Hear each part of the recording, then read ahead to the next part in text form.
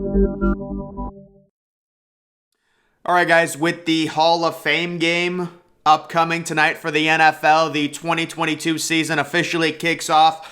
I wanted to go through each division, give my thoughts on every team, who I think is winning the divisions, and then we'll go over possible Super Bowl contenders here, little preseason predictions for the NFL 2022-2023 season.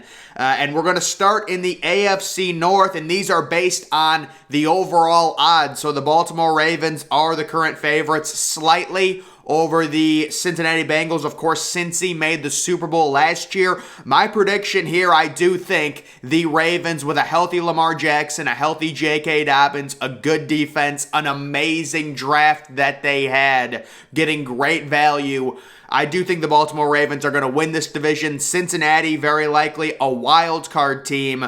They're plus 200. The Browns at plus 225. This update coming after Deshaun Watson got suspended 6 games, but the NFL is appealing that. And guys, I don't think the Browns are in a great spot right here. I think the NFL is really going to want to draw a line in the sand with this Deshaun Watson case. They've been known to be a little bit lax on these type of cases in the past. I'm thinking he gets a 12-game suspension from Goodell, or maybe an indefinite suspension, meaning he'd be out for the season. So the Browns, you're looking at maybe 8-9 wins. They're the biggest enigma in the NFL. If Deshaun Watson was playing every game, I would say they're the favorite in the AFC North, with Denzel Ward, with Myles Garrett, with Nick Chubb. Just unbelievable talent. But if you're starting Jacoby Brissett, for 12 games, even 6 games, if Jacoby Brissett only starts 6 games, I think they could be a wild card teams. But if the suspension gets higher, you're looking at the Browns 9-8, maybe 10-7 with Jacoby Brissett. So I don't see much of a chance they win the division if Watson's suspension gets upped past 6 games. And then the Steelers sitting at plus 900. Really good defense. We know TJ Watt, Mika Fitzpatrick with the extension. But that's a situation where if you're a Steelers fan, you're hoping Kenny Pickett is the real deal. You're hoping he gets some legitimate starts towards the end of the season. They've got Trubisky kind of as a stopgap 1-year guy who will probably start half the season, and then depending on when Kenny Pickett is ready, he will go in. And, the Steelers clearly, I would say, not making the playoffs. They've got a nice defense, but the quarterback situation. So I like Baltimore as long as Lamar Jackson stays healthy. Mark Andrews, the defense, really solid franchise. Cincinnati, maybe a little post-Super Bowl hangover there, but I do think they could be a wild card team. And then the Browns, the Deshaun Watson issues, and the Steelers are too young. Moving to the AFC South, possibly the most boring division in football. It's really a 2-team race. It's the Colts with Matt Ryan, and then the Tennessee Titans, Derrick Henry, and Ryan Tannehill. I do like the Indianapolis Colts to win this division. I think they're pretty good value at minus 120.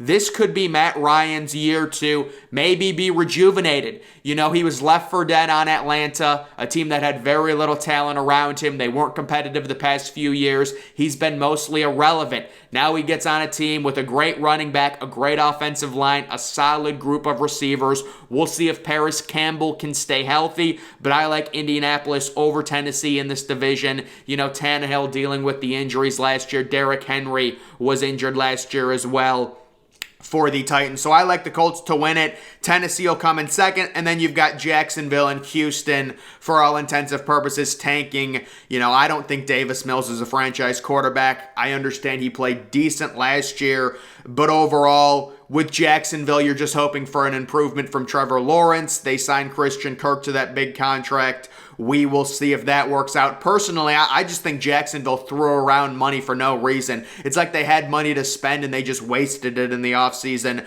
But you do want to get Trevor Lawrence some help. I'm really high on Travis Etienne Jr., who is finally playing after suffering a season-ending injury last preseason. This will officially be his first year playing in the NFL.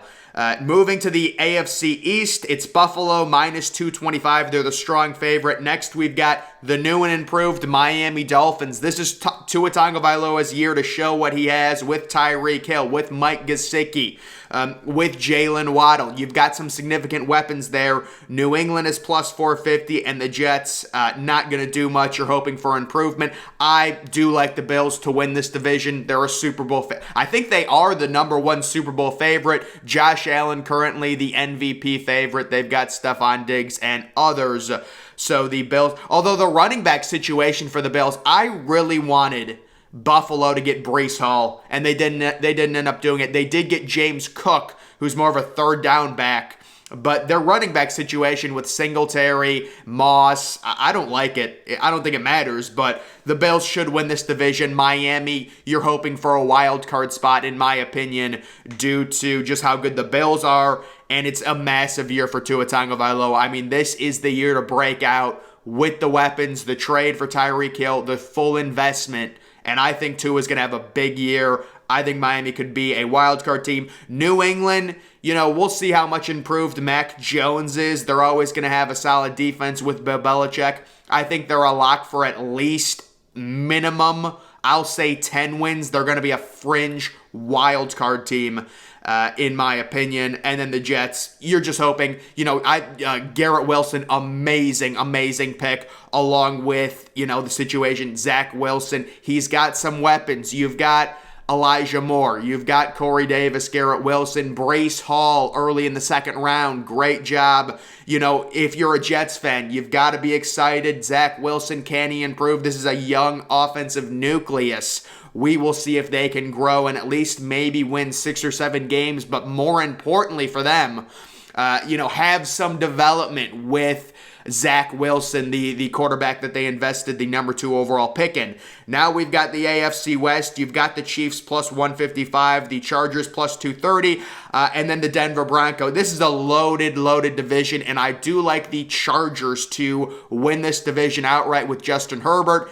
That's an MVP candidate. I think he's going to go absolutely crazy. The overall offense they have, and now you've got Khalil Mack possibly having a resurgence if he can stay healthy opposite Joey Bosa. Health is the only concern. Derwin James as well. This is an extremely talented team. I understand why the Chiefs are the favorite. I think they make the wild card. This is going to be a division where you've got 3 teams, all with at least 10 wins, and then the Raiders with Devontae Adams, Derek Carr. Best division in football, probably the AFC West. Certainly the best division in the AFC. And I do like the Chargers, presuming they stay healthy and they put it together with that offense. You've got Mike Williams, you've got Keenan Allen, Austin Eckler out of the backfield, and Justin Herbert, who's absolutely had one of the greatest, starts to any career for any quarterback in NFL history statistically. So I think the Chargers win the division. The Chiefs will certainly make the playoffs with Mahomes. They've got a little bit of a running back question mark. The defense always seems to be average, and you are losing Tyreek Hill. And I think, it's not necessarily just you're losing a number 1 receiver. The speed that Tyreek Hill gives to an offense, losing that dynamic. You do have Hardman, but it's just tough to replace that overall speed from a number 1 receiver. There's going to be a little bit less explosiveness. We'll see if Sky Moore, Juju Smith-Schuster can fill that void. They're going to make the wild card, but I've got the Chargers winning this division, just my opinion. And we haven't even talked about the Denver Broncos with Russell Wilson.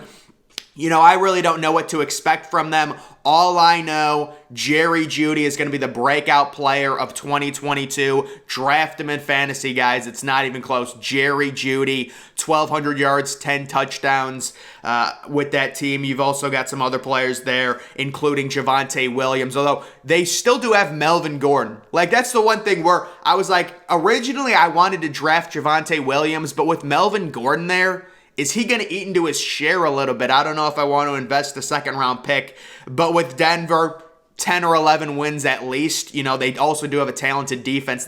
Denver always seems to have at least a decent defense. So this division's going to be really good. And then the Raiders, you've got Darren Waller. Hopefully he can stay healthy. And then you've got Hunter Renfrow along with the addition of Devontae Adams. Should be a really good offense. Max Crosby. We'll see if he can live up to that massive extension on the defensive side of the ball. But I probably would say the Raiders are going to finish fourth just because of how good the division is with the Chargers. I could see a situation where the Chargers win 12 games, the Broncos and Chiefs both win 11 games, and then the Raiders maybe win 10 or 9. It's going to be a good division. Moving to the NFC North, you have the Packers minus 165. I actually like Minnesota to win this division with Justin Jefferson, Cousins. You've got Dalvin Cook. Alexander Mattison's an unbelievable backup. They've got a very underrated defense. The Vikings always seem to have at least a decent defense every year. I'm just not buying it with the Packers this year. Aaron Rodgers is getting older. He is back-to-back MVP winner. I love Aaron Rodgers. But I just think it's a situation, you lose a superstar like Davante Adams and you make no effort to really replace that. So, I think the offense is going to lack a lot of explosiveness with Aaron Rodgers getting older.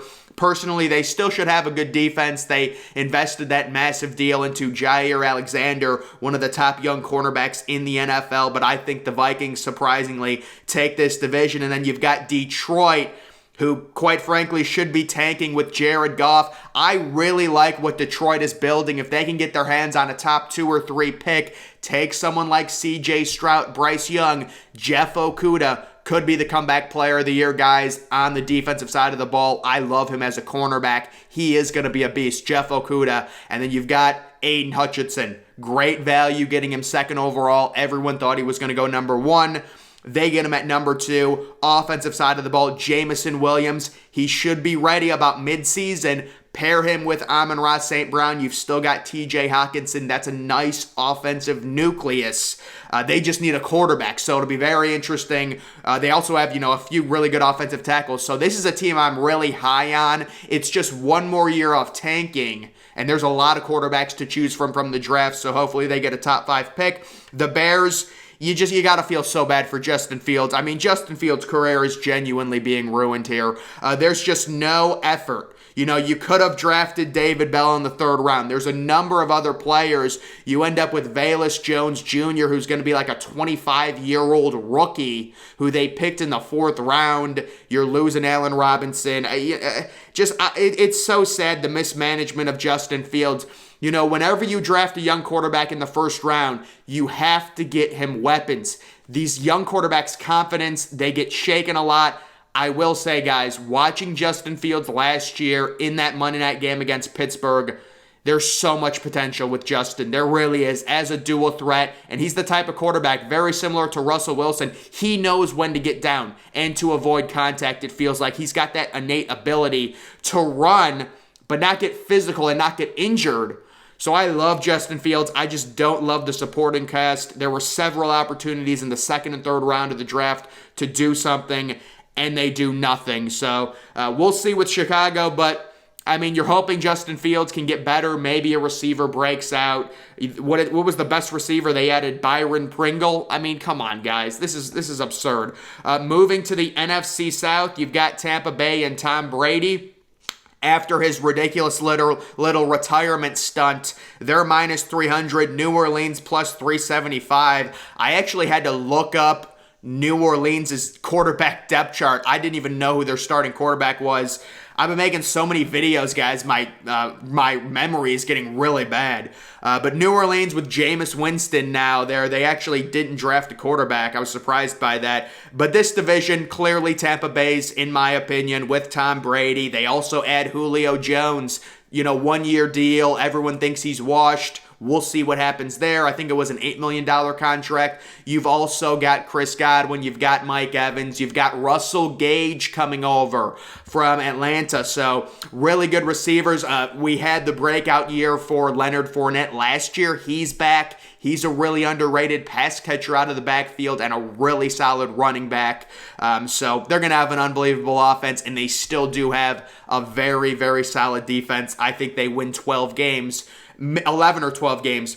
and run away with this division, because New Orleans plus 375, it'll be interesting. The Ohio State duo, Michael Thomas, returning finally. We'll see how he can play with Jameis Winston along with Chris Olave. That should be interesting. Alvin Kamara, some uncertainty surrounding him. I'm staying away from him in fantasy drafts. He's going in the second round right now. And then you've got the Atlanta Falcons. Many people are expecting Atlanta to get a top 2 or a top 3 pick. The situation right now with Atlanta, you've got Marcus Mariota. He's already been announced as the week 1 starter. The question becomes Desmond Ridder. When do they insert the rookie? He's a veteran rookie. He's probably ready from Cincinnati. Lot of college experience with Desmond Ridder. And if you're an Atlanta Falcons fan, you want to lose games, get a high draft pick, and identify and see if Desmond Ridder is your future. I would love to see Desmond Ridder starting by week 10. Love the Drake London pick. Love him in fantasy. He's going to be getting a ton of targets.